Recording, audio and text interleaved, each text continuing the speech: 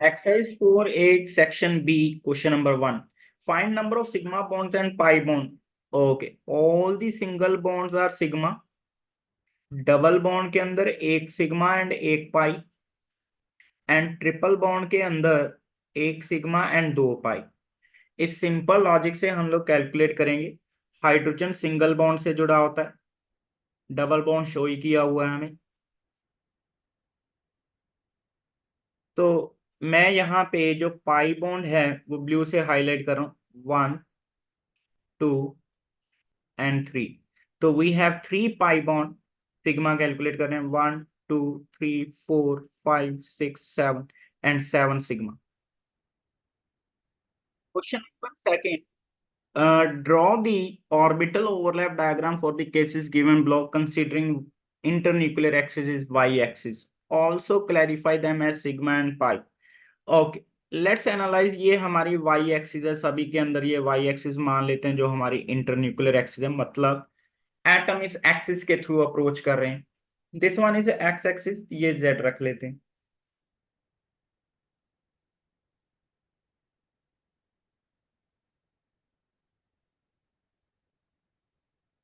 ना फर्स्ट वाले में पी वाई एंड एस आपस में क्या कर रहे हैं, ओवरलैप। ना since y is internuclear axis, तो दोनों एटम के न्यूक्लियस वाई एक्सिस पे होंगे,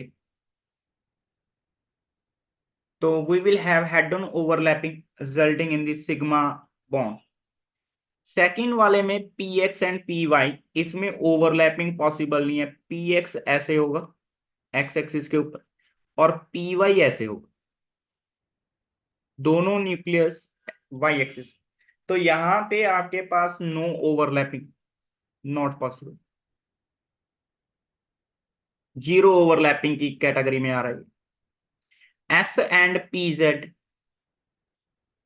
now S and P Z, ये पी जेड है, और अगर वो जेड एक्सिस से आता है तब वो क्या करेगा, head on overlapping.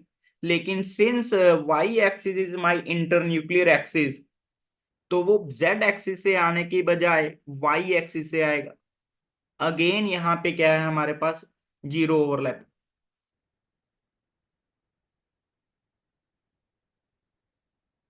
Then D में p x and P x, ना ये हमारा पी एक्स है, दोनों न्यूक्लियस वाई एक्सिस पे होने चाहिए। तो यहां पे साइडवेज ओवरलैपिंग हो रही है पी एक्स के अंदर, तो it is pi bond. Last one is P Z, ये हमारा एक पी जेड है, दिस इज दूसरा पी जेड। दोनों पी ऑर्बिटल पैरेलल हैं, वाई एक्सिस इंटरन्यूक्लियर एक्सिस है, तो यहाँ पे sideways overlapping it's pi.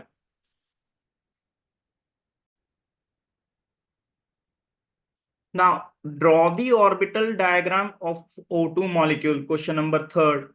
Now, जो ऑक्सीजन है उसके वैलेंस शेल की electronic configuration is 2s2 2p4। यहाँ पे हमने ऑक्सीजन की 2p4 को शो किया है। इसके पास 3 p ऑर्बिटल है जो ब्लैक से शो किए गए, 4 इलेक्ट्रॉन है, एक में पेयर बाकी दो में अनपेयर। फिर दूसरा ऑक्सीजन एटम आया जो इसके एक ऑर्बिटल के साथ हेड ऑन ओवरलैपिंग करके सिग्मा बना लेता है, एक साइडवेज ओवरलैपिंग करके पाई बॉन्ड, और एक में lone pair. Question number fourth, order the order of size of hybrid orbitals. Okay, now size of hybrid orbital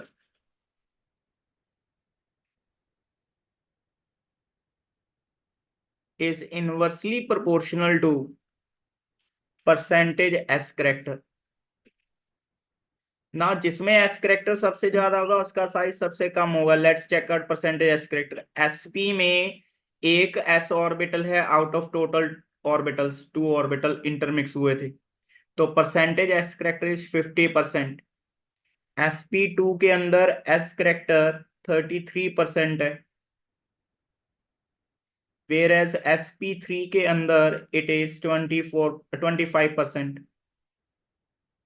तो सबसे ज्यादा कम साइज sp में, फिर उसके बाद sp2 में, फिर sp3 में।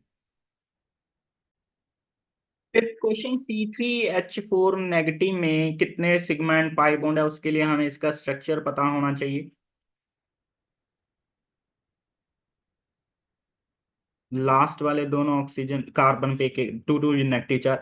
मैं पाई बॉन्ड हाईलाइट कर रहा हूँ, 1 2, तो we have 2 pi bond and 2 sigma bond, option A.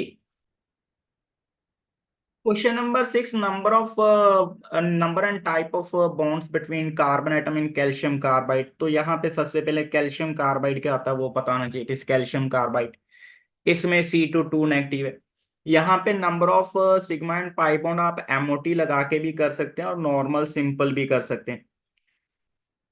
Carbon के वैलेंस शेल में 4 इलेक्ट्रॉन थे, दूसरे कार्बन के पास भी एक एक एक्स्ट्रा इलेक्ट्रॉन इन्होंने गेन कर लिया। तो यहां से हमारे पास स्ट्रक्चर क्या बनी है, ट्रिपल बॉन्ड, और दोनों कार्बन पे 1 यूनिट नेगेटिव चार्ज। तो यहां से ट्रिपल बॉन्ड है तो उसमें क्या होगा, 1 sigma and 2 pi, that is B option.